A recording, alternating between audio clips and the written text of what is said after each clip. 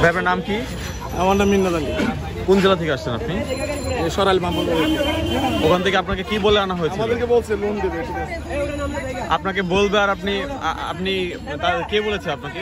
আমরা তো জানি না, শুনেন আমরা কতজন নিয়ে আসছেন আপনারা? আমি আনছি না, আমরা তো ওই যে আমাদেরকে আনছে, আমরা আমাদের কি আনছে আপনাদেরকে? আমাদেরকে গাড়িতে বাবা আমাদেরকে আনছে, বুঝছেন?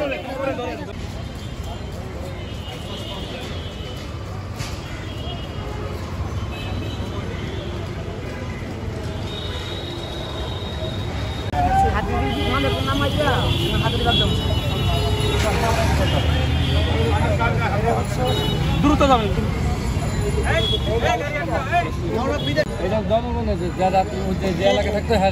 এলাকার নেতা আছে। আপনি কোন এলাকা থেকে আসছেন? কামরাঙ্গীরচর।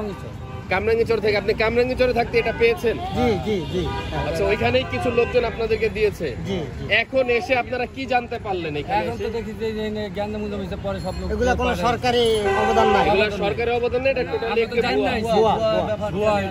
দর্শক, তার মানে বুঝতে পারছেন যে সাধারণ জনগণকে শাহবাগে একত্রিত হওয়ার জন্য এবং দেশে একটি অস্বস্তিকর। এই ভাই আপনি একটু বলেন তো আপনাদের কি আনছে ভাই?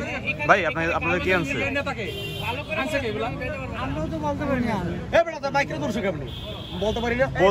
বলতে পারেন না, তাহলে আসেন কিভাবে?